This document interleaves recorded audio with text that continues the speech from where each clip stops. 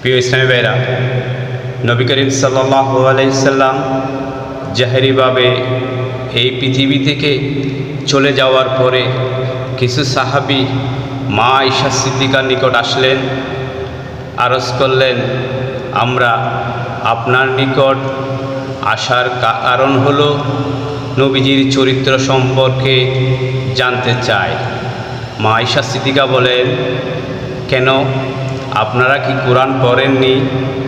কোরআন হলো আমার রাসূলের চরিত্র। সুবহানাল্লাহ, সুবহানাল্লাহ। প্রিয় ইসলামী ভাইরা, কোরআনটা হলো আমার রাসূল পাকের চরিত্র। তাতে কোরআনে কোনো প্রকারে সন্দেহ নেই, আমাদের রাসূল পাকের জীবনে চরিত্রে কোনো প্রকারে সন্দেহের অবকাশ নেই।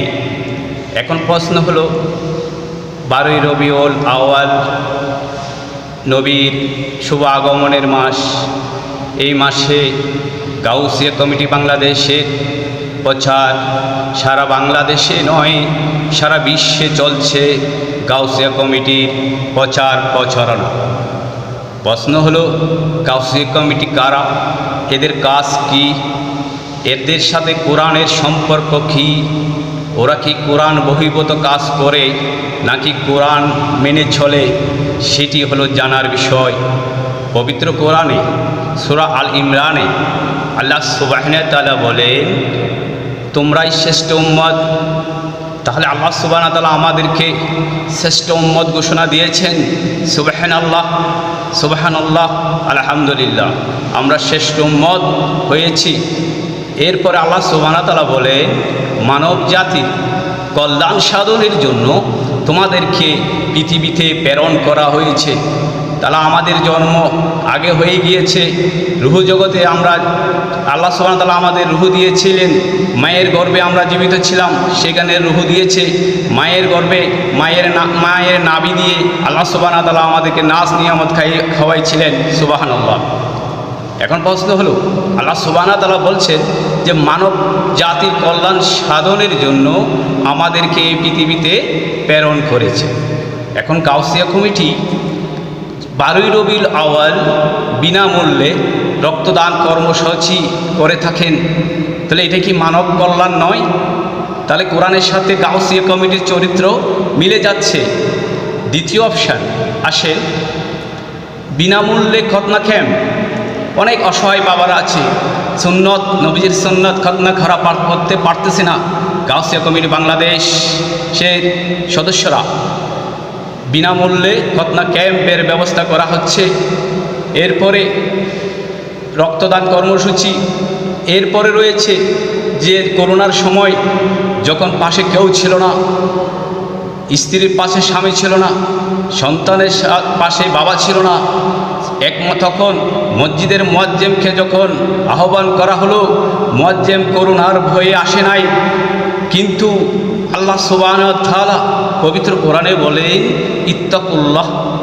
আল্লাহ সুবহানাহু ওয়া তাআলা চাচ্ছে, আল্লাহ সুবহানাহু ওয়া তাআলা অর্ডার দিয়েছেন আমাদেরকে যে তোমরা, আল্লাহ চাচ্ছে আমরা যেন আল্লাহকে ভয় করি। কিন্তু আমরা গাউসিয়া কমিটি দেখেন আল্লাহকে ভয় করেছে, করুণাকে ভয় করে নেই, যার কারণে নিজ হাতে অনেক মাইয়াতকে গোসল করিয়েছেন। সুবহানাল্লাহ, এটি কি মানব কল্যাণ নয়? এরপরে যখন দাফন করার জন্য লোক পাচ্ছে না, গাউসিয়া কমিটি দাফন করেছে। এরপরে সুবহানাল্লাহ, আল্লাহ সুবহানাহু ওয়া তাআলার কত দয়া দেখে গাউসিয়া কমিটি একাধিক অ্যাম্বুলেন্সের ব্যবস্থা করেছে, যেখানে মৃতদেহ অসুস্থ রোগীদেরকে বিনামূল্যে সেবা দিচ্ছে। দেখেন প্রিয় ইসলামী ভাইরা, এটা কি কোরআনের সাথে গাউসিয়া কমিটির চরিত্রের সাথে মিলে যাচ্ছে না? সুবহানাল্লাহ, সুবহানাল্লাহ। এটা গাউসিয়া কমিটির একটি, আল্লাহ সুবহানাহু ওয়া তাআলা একটি নিয়ামত। সুবহানাল্লাহ। এখন ইসলামী ভাইরা, বিভিন্ন জায়গায় বিভিন্ন সময়ে দেখা যাচ্ছে যে মহামারী, বন্যা, এরপরে করোনা, ডেঙ্গু সহ বিভিন্ন ডায়রিয়ার প্রকোপ সহ বিভিন্ন প্রকারের সমস্যা হয়, যেখানে মানুষ পৌঁছতে পারে না, পরিবহন পৌঁছতে পারে না। সেজন্য আমি আমার আল্লাহ সুবহানাহু ওয়া তাআলার নিকট এই 12ই রবিউল আউয়াল মাসে আল্লাহ সুবহানাহু ওয়া তাআলার নিকট একটি আবেদন করেছি।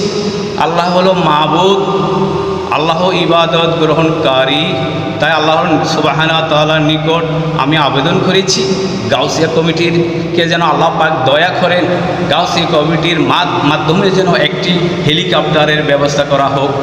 যদি এই ব্যবস্থাপনা হয়ে থাকে তাহলে যেখানে মানুষ পৌঁছতে পারে না, যেখানে ত্রাণ নিয়ে মানুষ যাইতে পারে পৌঁছতে পারে না, বিভিন্ন প্রকারের পানির সমস্যা, অনেক সময় দুর্গম এলাকাতে হেলিকপ্টারের মাধ্যমে অসহায় মানুষকে আমরা দ্বার প্রান্তে আমরা ত্রাণ পৌঁছাতে পারবো, আমরা লাশ নিয়ে আসতে পারবো, রুগী নিয়ে আসতে পারবো। ইসলামে বেরা আসলে আমার এই চ্যানেল জিয়াউল হক সিটিজি আমার চ্যানেলকে সাবস্ক্রাইব করে বিশ্ববাসীকে জানিয়ে দিন, গাউসিয়া কমিটির চরিত্রকে জানিয়ে দিন, তাহলে আল্লাহ সুবহানাহু ওয়া তাআলা আল্লাহ আপনার উপর সন্তুষ্ট হবে, আপনার হায়াতও বাড়িয়ে দিবে, আপনার মান বাড়িয়ে দিবে, আপনার ইজ্জতও বাড়িয়ে দিবে। সকলকে মোবারকবাদ। আসসালামু আলাইকুম ওয়া রাহমাতুল্লাহি ওয়া বারাকাতুহু।